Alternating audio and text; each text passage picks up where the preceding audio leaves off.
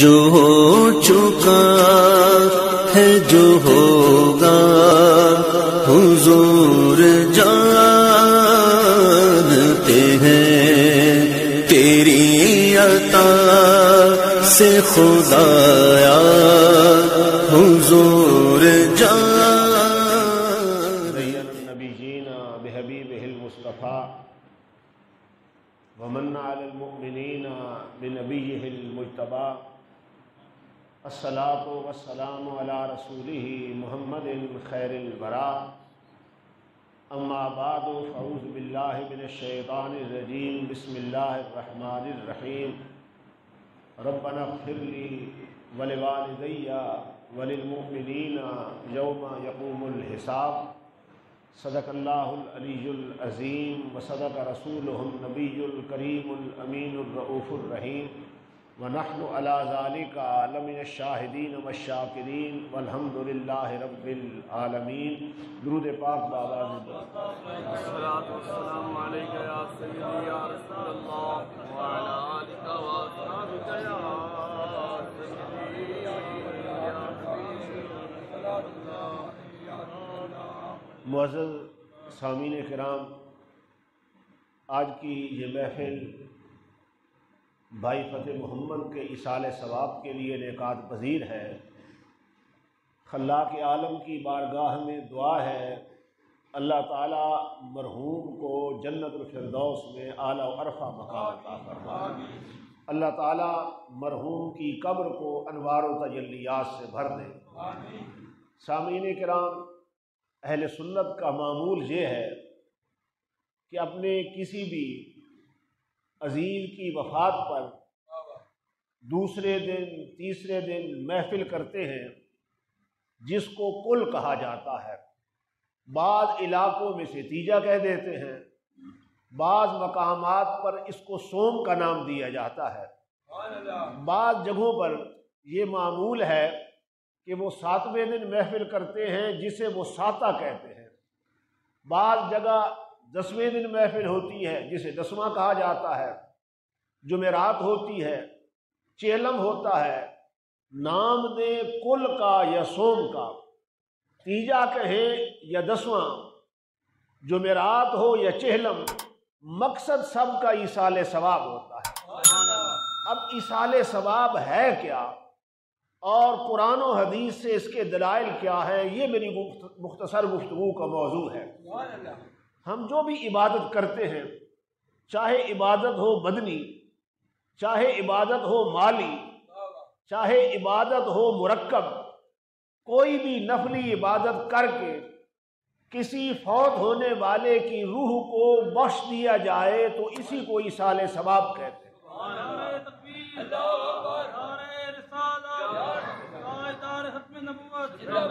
بدنی عبادات میں سے ایک دعا کرنا ہے، اسی طرح نماز پڑھنا ہے، کلمہ شریف کا لاکھ پڑھنا ہے، درود پاک پڑھنا ہے، استغفار پڑھنا ہے، تسبیحیں پڑھنی ہیں، یہ ساری بدنی عبادات ہیں۔ مالی عبادات وہ ہیں کہ جس میں مال خرچ ہو، جس طرح زکوٰۃ ہے، عشر ہے یا دیگر صدقات ہیں۔ اور مرکب عبادت وہ ہے کہ جس میں یہ دونوں کام ہوں، مال بھی خرچ ہو اور انسان مشقت بھی برداشت کرے، جس طرح حج ہے اور عمرہ ہے۔ اب اگر کوئی بندہ یہ تینوں نفلی عبادتیں کر کے یا ان میں سے کوئی ایک عبادت کر کے کسی مرنے والے کو بخش دے تو یہی ایصال ثواب ہے۔ اب ہم سب سے زیادہ میت کے لیے جس چیز کا اہتمام کرتے ہیں وہ اس کے لیے دعا مانگنا ہے۔ اب یہ دعا مانگنا کس کی سنت ہے، طریقہ کس کا ہے؟ قرآن نے حضرت نوح علیہ السلام کی دعا نقل کی۔ حضرت نوح اللہ کی بارگاہ میں دعا کرتے ہیں، رب اغفر لی، اے میرے رب مجھے بخش، ولوالدی، میرے ماں باپ کو بخش، ولمن دخل بیتی مؤمنا وللمؤمنین والمؤمنات، اور وہ مومن مرد اور مومن عورتیں جو حالت ایمان میں میرے گھر میں داخل ہو گئے انہیں بخش۔ معلوم ہوا ماں باپ کے لیے، اہل ایمان کے لیے بخشش کی دعا کرنا یہ اللہ کے پیغمبر حضرت نوح علیہ السلام کی سنت ہے۔ قرآن نے دوسرے مقام پر حضرت ابراہیم کی دعا نقل کی، اور حضرت ابراہیم سرکار کے جد امجد ہیں، حضور کے دادا ہیں، جن کے بارے میں امام الانبیاء کو فرمایا گیا کہ محبوب واتبع ملت ابراہیم حنیفا وما کان من المشرکین، کہ اے محبوب حضرت ابراہیم کے دین کی اتباع کیجئے جو ہر باطل سے منہ موڑنے والے تھے، مشرکین میں سے نہ تھے۔ حضرت ابراہیم دعا کرتے ہیں، اور میرے رب کو یہ دعا اتنی پسند آئی کہ حضور کا امتی جب نماز کا اختتام کرتا ہے تو حضرت ابراہیم کی اسی دعا پہ کرتا ہے۔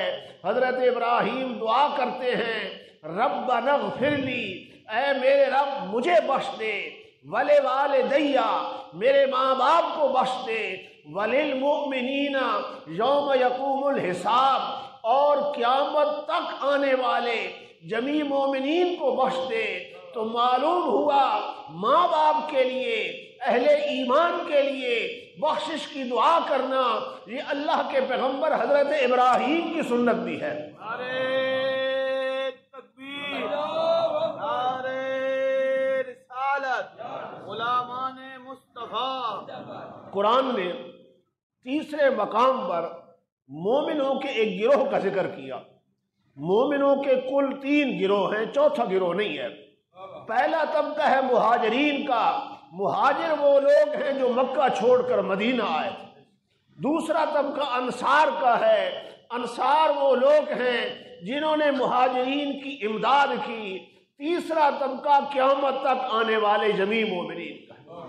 پہلے 2 طبقوں کو الگ اس لیے کیا گیا کہ انہوں نے ڈائریکٹ امام الانبیاء کا دیدار کیا تھا، انہوں نے مشکل کی گھڑیوں میں سید عالم کا ساتھ نبھایا تھا، اور پھر رب نے ان کے مقام کو بیان کس طرح فرمایا؟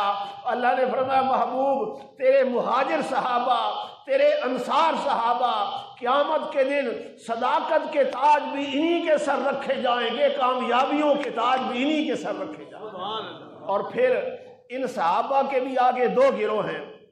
ایک تو وہ ہے جو فتح مکہ سے پہلے ایمان لائے تھے، اس وقت ایمان لانا بڑا مشکل تھا، کوئی آسان کام نہ تھا، پھولوں کی سیج نہیں تھی، کانٹوں کی مالا تھی، اس وقت ایمان لانا مشکل تھا۔ رب نے فرمایا محبوب تیرے کچھ صحابہ تو وہ ہیں جو مشکل کی گھڑیوں میں تیرا ساتھ نبھا رہے تھے۔ بلال کو تپتی ہوئی ریت پہ لٹایا جاتا تھا، وہ تیری محبت کے پھر بھی گیت گاتا تھا۔ اس کے سینے پہ بھاری پتھر رکھے جاتے تھے، وہ پھر بھی تیری محبت کے ترانے پڑھتا تھا۔ محبوب کچھ وہ ہیں جو فتح مکہ سے پہلے ایمان لائے۔ جب مکہ فتح ہوا، سلطنت اسلامیہ کی بنیاد رکھ دی گئی، مشکلات اب کم ہو گئی، آسانیاں پیدا ہو گئی، کچھ بعد میں ایمان لائے۔ اللہ نے فرمایا محبوب وہ جو پہلے ہیں جنہوں نے مشکل وقت اسلام قبول کیا، مقام، مرتبہ، درجہ اور شان ان کی بلند ہے، لیکن بعد والے بھی آئے تو تیری غلامی میں ہیں، تیری نوکری میں آئے ہیں۔ وَكُلًّا وَعَدَ اللَّهُ الْحُسْنَى، محبوب تیرے پہلے صحابی سے لے کر آخری صحابی تک رب نے ہر ایک کے ساتھ جنت کا وعدہ فرما دیا۔ اس لیے سرکار نے ایمان کا معیار بھی انہی صحابہ کو قرار دیا تھا نا۔ حضور علیہ السلام نے جب فرقوں کی بات کی تو میرے نبی نے فرمایا یہود کے 71 فرقے ہوئے تھے، 70 دوزخی ہیں، 1 جنتی ہے۔ نصارہ کے 72 ہوئے، 71 دوزخی ہیں، 1 جنتی ہے۔ میرے نبی نے فرمایا میری امت کے 73 فرقے ہوں گے، 72 جائیں گے دوزخ میں، 1 جائے گا جنت میں۔ ایسے مقام پر عرض کیا گیا یا رسول اللہ 73 ہونے ہیں، 72 نے دوزخ میں جانا ہے، 1 جنتی ہے۔ آقا اس جنتی گروہ کو ہم پہچانیں گے کیسے؟ ہمیں پتہ کس طرح چلے گا کہ یہ جنتی ہیں؟ 73 میں سے 1 کی پہچان مشکل ہے، آقا ہم پہچانیں گے کیسے؟ میرے نبی نے بڑا مختصر جواب دیا۔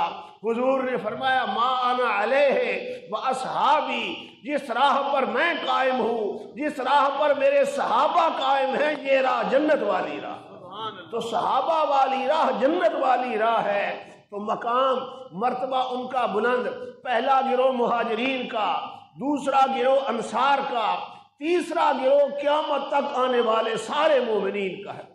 قرآن نے اس تیسرے گروہ کا ذکر کیا، فرمایا والذین جاؤوا من بعدہم، وہ لوگ جو صحابہ کے بعد آ رہے ہیں، مہاجرین و انصار کے بعد آ رہے ہیں، ان کا طریقہ کیا ہے؟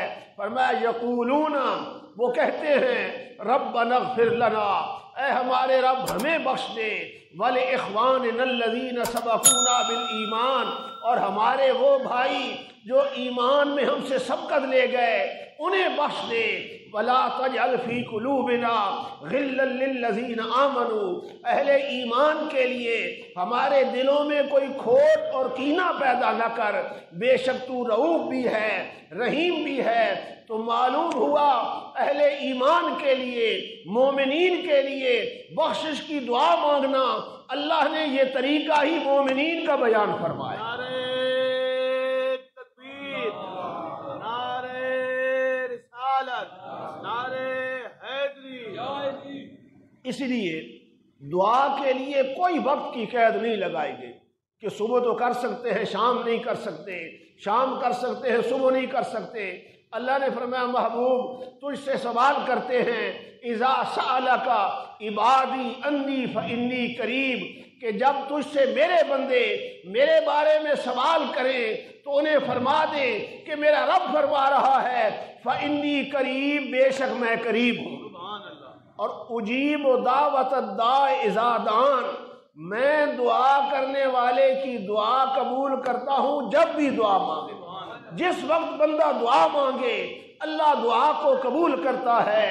دوسرے مقام پر میرے نبی نے فرمایا کہ تمہارا رب بڑا حیادار ہے، شرم والا ہے، جب بندہ اس کی بارگاہ میں ہاتھ اٹھاتا ہے، جھولی پھیلاتا ہے، تو فرمایا اس کے ہاتھوں کو خالی لوٹاتے ہوئے میرے رب کو شرم آتی، رب اس کے ہاتھوں کو خالی نہیں لوٹاتا۔ اور پھر جو بندہ مجبور ہو، پریشان حال ہو، اللہ اکبر، اب آپ بتائیں جس کا باپ فوت ہو جائے، جس کے سر سے باپ کا سایہ اٹھ جائے، اس سے بڑھ کر پریشان حال کون ہوگا؟ اس سے بڑھ کر مجبور کون ہوگا؟ جس کی آنکھوں کے سامنے اس کا جوان بیٹا چلا جائے، اس سے بڑھ کر پریشان حال کون ہوگا؟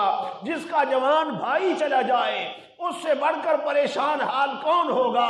میرے رب نے فرمایا امن یجیب المضطر اذا دعاہ ویکشف السوء، کون ہے جو مجبور کی، جو پریشان حال کی، جو دکھوں کے مارے کی دعاؤں کو قبول کرتا ہے، اس کی دعاؤں کو سنتا ہے، ویکشف السوء، اس کی تکلیفوں کو دور کر دیتا ہے، تو اللہ ہی کی ذات ہے۔ تو دعا کے لیے کوئی وقت کی قید نہیں لگائی گئی کہ فلاں وقت تو دعا کر سکتے ہیں، فلاں وقت دعا نہیں کر سکتے۔ رب نے فرمایا تم مجھ سے دعا مانگو، جب بھی دعا مانگو گے میں رب تمہاری دعا کو قبول کروں۔ اور پھر اس دعا کا فائدہ اور نفع کیا ہے؟ یعنی سب سے زیادہ تاکید مرنے والے کے لیے دعا کی گئی ہے۔ کم از کم قرآن کی 20 آیات ہیں جن میں مومنین کے لیے بخشش کی دعا کا ذکر کیا گیا ہے۔ سب سے زیادہ تاکید بخشش کی دعا کی گئی ہے۔ اس دعا کا مرنے والے کو آخر نفع کیا ہے، فائدہ کیا ہے؟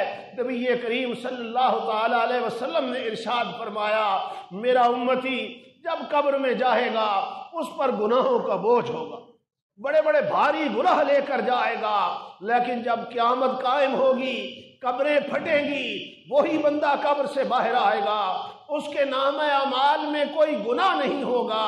عرض کیا گیا یا رسول اللہ جب دفن کیا گیا تو پاپی تھا، گناہگار تھا، اعمال کا سلسلہ تو ختم ہو گیا، اب اس نے نیکی تو کرنی کوئی نہیں، وہ تو منو مٹی کے نیچے چلا گیا۔ آقا اس کے مرنے کے بعد اس کے گناہ کیسے بخشے گئے؟ میرے نبی نے فرمایا باستغفار المومنین، اس کے مرنے کے بعد اہل ایمان جو اس کے لیے بخشش کی دعائیں کرتے رہے ہیں، ان دعاؤں کے صدقے رب نے ان کے گناہوں کو معاف فرما دیا۔ سبحان اللہ، سبحان اللہ۔ اسی طرح تسبیحیں پڑھنا، تکبیریں پڑھنا، کلمہ پڑھنا، یہ بھی نبی علیہ الصلوۃ والسلام کی سنت ہے۔ سرکار کے صحابی ہیں حضرت سعد رضی اللہ تعالیٰ عنہ، یہ جب فوت ہوئے حضرت سعد کا اور نبی کریم صلی اللہ علیہ وسلم کا یارانہ بھی تھا، بے تکلفی تھی، دوستی تھی، سرکار کے دوست بھی تھے۔ ایک تو غلامی والا رشتہ تھا، حضور کے غلام تھے، دوسرا یارانہ تھا، دوستی تھی۔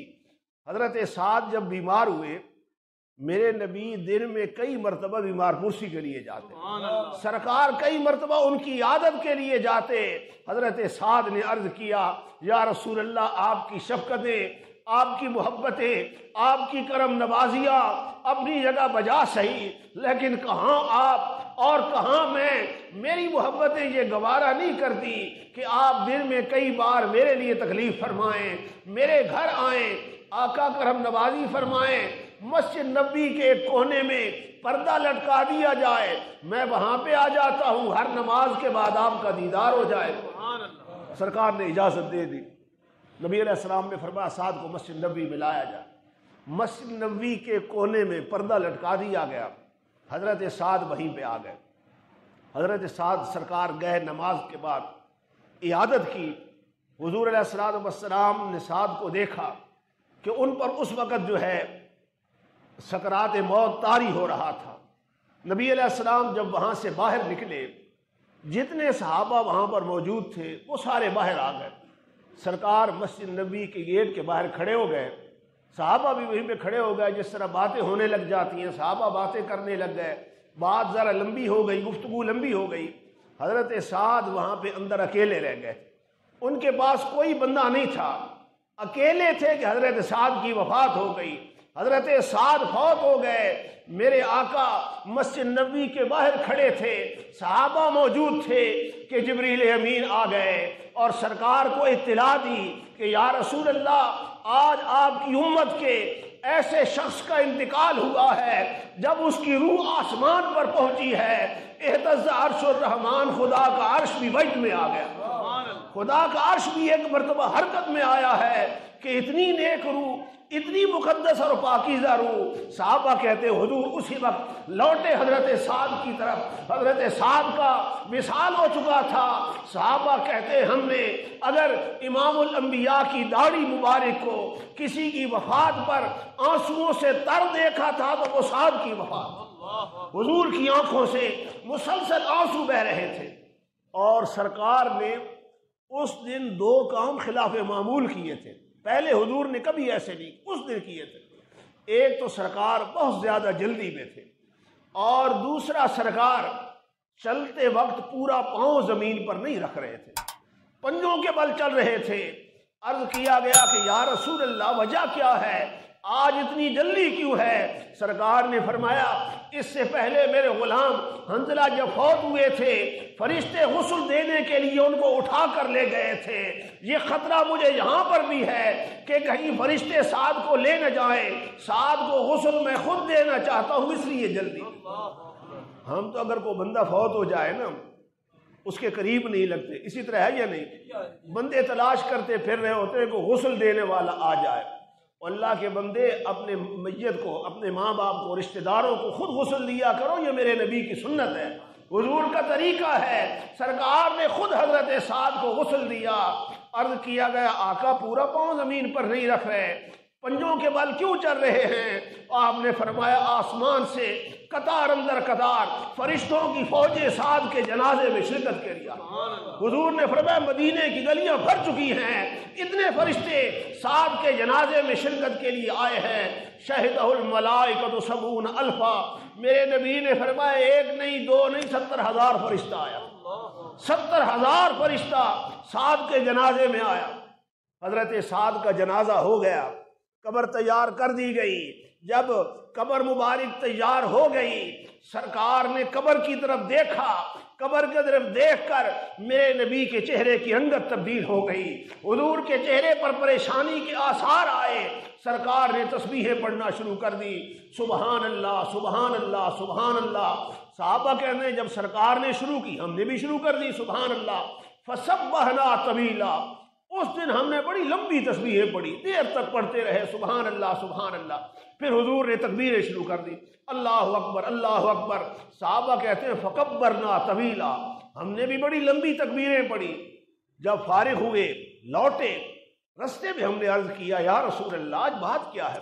لما سبحتا ثم کبرتا، آج اتنی تسبیحیں کیوں پڑھی گئی، آج اتنی تکبیریں کیوں پڑھی گئی؟ تو میرے نبی نے فرمایا میں دیکھ رہا تھا لقد تضايق على هذا العبد الصالح قبره، کہ اللہ کے اس نیک بندے پر اس کی قبر تنگ ہو رہی تھی، میری تسبیحوں کی بدولت، میری تکبیروں کی بدولت اللہ نے اس کی قبر کو کشادہ فرما دیا۔ نعرے تکبیر، نعرے رسالت، غلامان مصطفیٰ، تاجدار ختم نبوت۔ آپ نے بھی دیکھا ہے کبھی قبر میں کیا ہو رہا ہے؟ بولیے بھائی، قبر میں جب میت کو دفن کر دیا جاتا ہے، مٹی ڈال دی جاتی ہے، کوئی پتہ ہوتا ہے دیکھنے والوں کو اندر کیا ہو رہا ہے؟ لیکن نگاہ مستویٰ، سر عرش پر ہے تیری نظر، دل فرش پر ہے تیرا گزر۔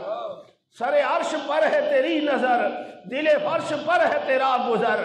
ملکوت و ملک میں کوئی شے نہیں وہ جو تجھ پہ اجا نہیں، نہیں عرش و فرش پر ہی تیری عظمتوں کے چرچے، نہیں عرش و فرش پر ہی تیری عظمتوں کے چرچے، تہ خاک بھی لحد میں تیرا نام چل رہا، نہیں عرش و فرش پر ہی تیری عظمتوں کے چرچے، تہ خاک بھی لحد میں تیرا نام چل رہا ہے۔ میری زندگی کا تجھ سے یہ نظام چل رہا ہے، میری زندگی کا تجھ سے یہ نظام چل رہا ہے، تیرا آستہ سلامت میرا کام چل رہا ہے۔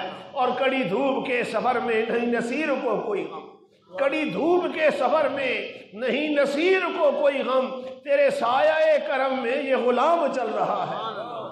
اب یہاں پہ ایک سوال ہے، آپ میں سے کوئی کر سکتا ہے کہ حضرت سعد اتنے نیک ہیں کہ 70,000 فرشتہ جنازے میں آیا ہے، وفات بھی مسجد نبی میں ہو رہی ہے، پھر ان کی قبر کا تنگ ہونا اس میں وجہ کیا تھی؟ اس کی حکمت کیا تھی؟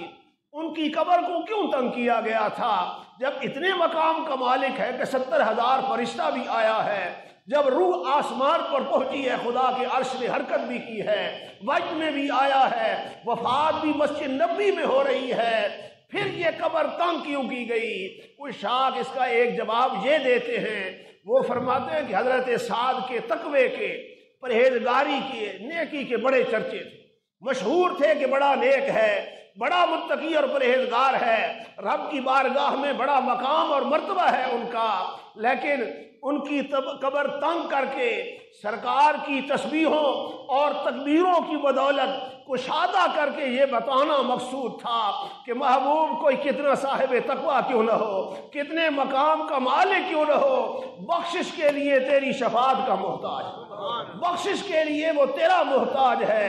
تو پھر میں کیوں نہ کہوں غلام حشر میں جب سید الورا کے چلے، غلام حشر میں جب سید الورا کے چلے، لوائے حمد کے سائے میں سر اٹھا کے چلے، وہ ان کا فخر کہ جس پہ سلیمان کو رشک آئے، وہ ان کا فخر کہ جس پہ سلیمان کو رشک آئے، وہ ان کا حسن کہ یوسف بھی منہ چھپا کے چلے، اور نظر بعالم پاکیزگی پڑے ان پر۔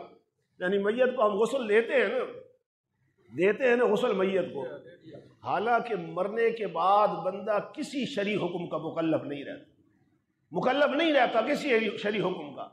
اب چاہیے تو یہ جب جو فوت ہوا ہے کپڑے میں لپیٹیں، دفن کر کے جنازہ پڑھ کے دفن کر دیں، غسل کیوں دیا جاتا ہے، اور کپڑے بھی اس کو نئے پہنائے جاتے ہیں، حالانکہ دبانا تو مٹی میں ہی ہونا ہے نا، دفن تو مٹی میں کرنا ہے۔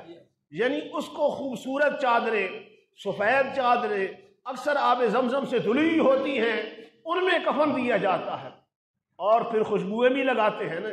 اور غسل دینے والا بھی ایک بندہ نہیں ہوتا، کئی ہوتے ہیں، کوئی پانی ڈال رہا ہوتا ہے، کوئی جسم کو مر رہا ہوتا ہے، مختلف بندے غسل لیتے ہیں، اور پھر کپڑے بھی نئے پہنائے جاتے ہیں، خوشبوئیں بھی لگائی جاتی ہیں، اس کو دولہا بنایا جاتا ہے، اور پھر جب جنازے کا جلوس اٹھتا ہے تو آگے آگے وہی ہوتا ہے نا جلوس۔ حالانکہ زندگی میں آپ اس سے ہاتھ ملا کر راضی نہ ہوں، اس کے ساتھ بات کر کے راضی نہ ہوں، لیکن جب جنازہ اٹھے گا تو آگے آگے اسی نے ہونا ہے۔ اور پھر میت چارپائی بھی لوگ کندھے بدل بدل کر اٹھائیں گے، 4 بندے اٹھائیں گے چارپائی، اور ہر ایک کی خواہش یہ ہوگی کہ میں چارپائی کو کندھا دے دوں، کندھا بدل بدل کے لوگ آئیں گے۔ اس میں حکمت کیا ہے؟ اس کو اتنی اہمیت کیوں دی گئی؟ حالانکہ دمانا اس کو منو مٹی کے نیچے ہے، دفن کرنا ہے، اسے دولہا کیوں بنایا گیا؟ یہ خوشبوئیں کیوں لگائی گئیں؟ نئے کپڑے کیوں پہنائے گئے؟ جلوس کی قیادت اس سے کیوں کروائی گئی؟ وجہ کیا ہے؟ حضرت پیر نصیر آئے، کہتے ہیں اس کی حکمت یہ ہے کہ جب قبر میں پہنچے گا، پردے ہٹیں گے تو نظر بعالم پاکیزگی پڑے ان پر، نظر بعالم پاکیزگی پڑے ان پر۔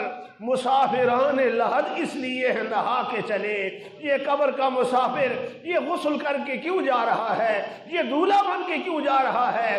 کہتے ہیں مسافر نظر بعالم پاکیزگی پڑے ان پر، مسافران لحد اس لیے ہے نہا کے چلے۔ قبر کا مسافر غسل کر کے اس لیے جا رہا ہے کہ نظر بعالم پاکیزگی پڑے ان پر، کہ جب پردے ہٹیں تو پاکیزگی کی عالم میں باوضو مصطفیٰ پر میری نگاہ پڑے۔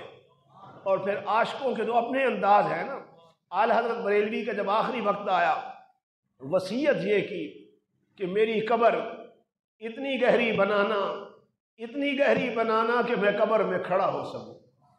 عرض کیا گیا حضور قبریں تو پہلے بھی بنتی ہیں شریعت کے مطابق، آپ کی قبر اتنی گہری کیوں بنانی ہے؟ وجہ کیا ہے؟ آپ نے فرمایا وجہ یہ ہے کہ جب پردے ہٹیں گے، حجابات ہٹیں گے، آمنہ کے لال کا چہرہ سامنے ہوگا، احمد رضا کھڑے ہو کے اپنے آقا کا استقبال کرے گا۔ قبر میں سرکار آئیں تو میں قدموں پہ گروں، قبر میں سرکار آئیں تو میں قدموں پہ گروں، اور فرشتے مجھ سے پوچھیں تو میں یوں ان سے کہوں، اے فرشتوں کیوں میں پائے ناز سے ان کے اٹھوں، مر کے پہنچا ہوں یہاں اس دل ربا کے واسطے۔ عاشق تو کہتے ہیں میں تو مر کے پہنچا ہوں یہاں اس دل ربا کے واسطے، مر کے آیا ہی اس محبوب کا دیدار کرنے کے لیے ہوں۔ حضرت بلال نے کہا تھا نا آخری وقت میں، بی بی رونے لگ گئی، آپ نے فرمایا رو کیوں رہی ہو؟ میری تو خوشی کی انتہا کوئی نہیں ہے، میری تو عید ہونی ہے۔ بیوی نے پوچھا دنیا چھوڑ رہے ہو، عید کس بات کی؟ کہتے ہیں مدتیں ہوئی بددعا کا مکھڑا نہیں دیکھا۔ بلال کو جلدی اس بات کی ہے کہ کب قبر میں پہنچوں گا، پردے ہٹیں گے، مصطفیٰ کا دیدار ہوگا۔ مرکز کی پہلی شب ہے دولہا کے دید کی، مرکز کی پہلی شب ہے دولہا کے دید کی شب، اس شب پہ ہی نہ صدقے اس کا جواب کیسا۔ اور سرکار کی امت میں کئی محدثین مفسرین ایسے گزرے ہیں کہ جب وہ اس حدیث کو پڑھا کرتے تھے نا کہ قبر میں آقا کا دیدار ہونا ہے، رویا کرتے تھے اور کہا کرتے تھے کہ جب یہ حدیث پڑھتے ہیں جی چاہتا ہے جیتے جاگتے قبر میں چلے جائیں، مصطفیٰ کا دیدار، حضور کا دیدار ہوگا۔ تو حضرت سعد کی قبر پر میرے نبی نے تسبیحیں پڑھی، تکبیریں پڑھی، تو قبر پہ تسبیحیں پڑھنا، تکبیریں پڑھنا، یہ جو ہم اذان کہتے ہیں نا قبر پر، اس کی اصل یہی حدیث ہے کہ سرکار نے حضرت سعد کی قبر پر تکبیریں بھی پڑھی تھی، تسبیحیں بھی پڑھی تھی، اور ان کو محسوس نہیں کیا۔ یعنی ہر وہ عمل، چاہے آپ دعا کریں، چاہے کلمہ پڑھیں، چاہے قرآن پڑھیں، اذان کہیں، اس سے مرنے والے کو فائدہ اور نفع ہوتا ہے۔ اللہ رب العزت کی بارگاہ میں دعا ہے اللہ تعالیٰ مرحوم کی آخرت کی ساری منزلیں آسان فرمائے، اللہ تعالیٰ جنت الفردوس میں اعلیٰ و عرفہ مقام عطا فرمائے، اللہ تعالیٰ عزیز محمد آفتاب اور ان کے دیگر بھائیوں کے لیے آسانیاں پیدا فرمائے، مشکلات سے تکلیفوں سے انہیں محفوظ رکھے۔ وما علینا الا البلاغ المبین۔